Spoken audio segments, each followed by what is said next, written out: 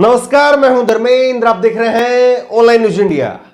उत्तर प्रदेश के आगरा में एक लड़का और एक लड़की दोनों अलग अलग समुदाय से थे। दोनों ने शादी की। कुछ समय बाद में उस विवाहिता की मौत हो गई और उस विवाहिता की मौत के बाद में उत्तर प्रदेश के आगरा में जबरदस्त तरीके से माहौल बनाया गया। क्यों माहौल बनाया गया? दरअसल जो लड़का था वो मुस्लिम समुदाय से था और लड़की थी वो हिंदू समुदाय से थी।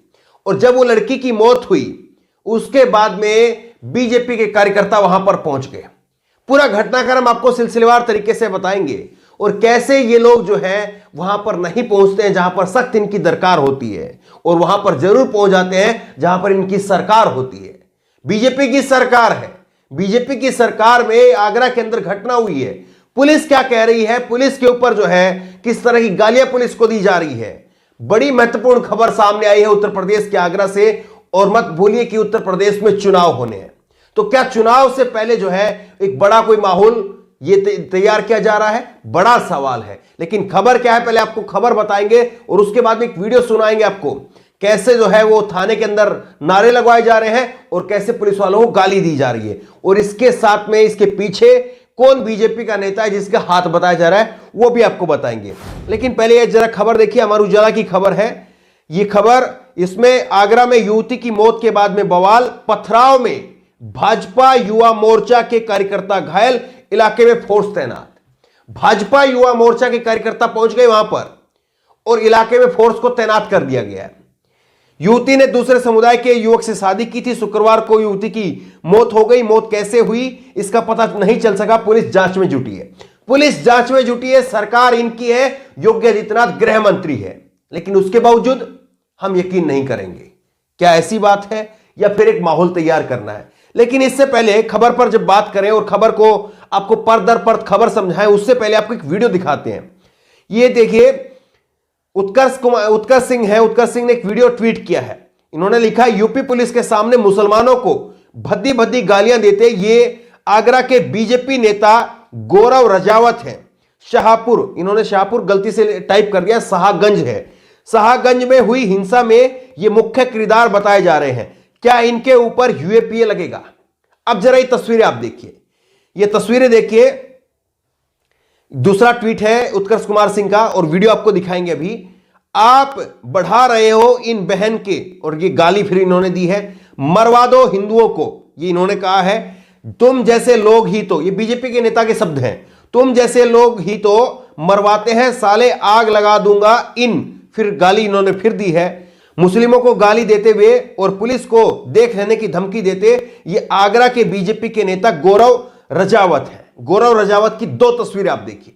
पहली तस्वीर नरेंद्र मोदी के साथ में ये गौरव रजावत सामने आ रहे हैं। नरेंद्र मोदी जी को गुलदस्ता भेंट कर रहे हैं और संभवतः ये तस्वीर कहीं ऐसी जगह की है, एयरपोर्ट की या हेलीकॉप्टर से, जहां पर प्रधानमंत्री नरेंद्र मोदी उतरे हैं। और प्रधानमंत्री का शब्द का मैं इसलिए इस्तेमाल कर रहा हूं कि जहां पर प्रधानमंत्री पहुंचे तो वहां पर कोई छुट भैया नेता नहीं पहुंच सकता, कोई बड़ा नेता, बड़ी पहुंच का नेता पहुंचता है। दूसरी तस्वीर आप देखिए, योगी आदित्यनाथ साहब हैं, प्रदेश के मुख्यमंत्री और गृह मंत्री, वो खड़े हैं और उनके सामने जो है ये युवक है और साथ में उत्तर प्रदेश के पूर्व राज्यपाल वो भी नजर आ रहे हैं।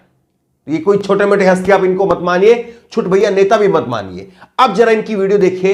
वीडियो में गालियां हैं, गालियां हमने बीप कर दी है, लेकिन किस तरह से गालियां दी जा रही है देखिए आप। मरवा दो हिंदुओं को, तुम जैसे लोग तो मरवाते हैं। तुम जैसे लोग मरवाते हैं, ठीक है? बहुत बड़े ने सर पर चढ़ा के बैठा ना, बैठाइए आप। अच्छा हमारी बात है ना, अच्छे क्या तुमको खबर, तू करता है उसको खबर, तेरी बात सुनता रखिए। ये जगह नहीं है, तुझे अड्डा साथ तुझे देखूंगा, निकल जा। ये जगह नहीं है, बहुत बड़ा ने समझो, गौरव कंट्रोल करो। बीजेपी के नेता अपने कार्यकर्ताओं के साथ में मिल करके थाने के अंदर पहुंच गए और थाने के अंदर किस तरह के नारे लगवाए गए हैं वो आपको दिखाएंगे। लेकिन उससे पहले थोड़ा खबर पर बात करते हैं। दरअसल ये खबर क्या है, ये खबर आप देखिए। यूपी के आगरा में थाना शाहगंज क्षेत्र के चिलीपाड़ा में उस समय हड़कंप मच गया जब संदिग्ध परिस्थितियों में एक विवाहिता की मौत हो गई। क्योंकि युवती ने दूसरे समुदाय के युवक से शादी की थी, इसलिए विवाहिता की मौत के बाद में घटना के बाद दोनों समुदाय एक दूसरे के आमने सामने आ गए। दोनों के बीच में जमकर के पथराव और फायरिंग हुई। दोनों समुदाय के बीच में जमकर के पथराव और फायरिंग हुई। घटना की सूचना पर सीओ लोहा मंडी सहित पुलिस टीम मौके पर पहुंच गई, लेकिन बड़ा बवाल होते देख पुलिस वापस आ गई। देख रहे हैं आप, वहां पर इस तरह के हालात पैदा कर दिए गए कि पुलिस तक वापस आ गई। इतना भयानक जो है वहां पर मंजर बना दिया गया। दूसरी आप खबर, ये स्क्रीनशॉट देखिए। एसएसपी उत्तर प्रदेश में योगी आदित्यनाथ की सरकार के एसएसपी वो खुद कह रहे हैं कि फंदे से, एसएसपी ने बताया कि फंदे से लटक करके विवाहिता की संदिग्ध परिस्थितियों में मौत हुई है। युवती को दूसरे समुदाय के एक युवक से शादी की थी। जानकारी में मामला आया, परिवार यहां से चला गया। वहीं फंदे से लटकी हुई युवती के शव को उतारा गया। इसी दौरान एक पक्ष के लोगों ने दूसरे पक्ष पर बवाल काटना शुरू कर दिया, लेकिन मौके पर पुलिस मौजूद थी। अब शांति है। अगर किसी और तरफ से यहां पर शिकायत और तहरीर आती है तो उसके आधार पर मृतक युवती के पोस्टमार्टम को संज्ञान लेते हुए आवश्यक कार्रवाई की जाएगी। ये एसएसपी कह रहे हैं कि हां, युवती ने फंदे से लटक करके आत्महत्या कर ली है या उसकी संदिग्ध परिस्थितियों में मौत हुई है। इसकी जांच की जा रही है। जो भी तहरीर आएगी, जिस तरह से भी शिकायत आएगी, उसके ऊपर हम कार्रवाई करेंगे। पुलिस इस बात को कह रही है। लेकिन देखिए आप, योगी आदित्यनाथ की सरकार की पुलिस के ऊपर भाजपा के कार्यकर्ता, भाजपा के नेता वो यकीन नहीं कर रहे हैं। और थाने के अंदर किस तरह के नारे लग रहे हैं, जरा आप एक बार इन नारों को देखिए।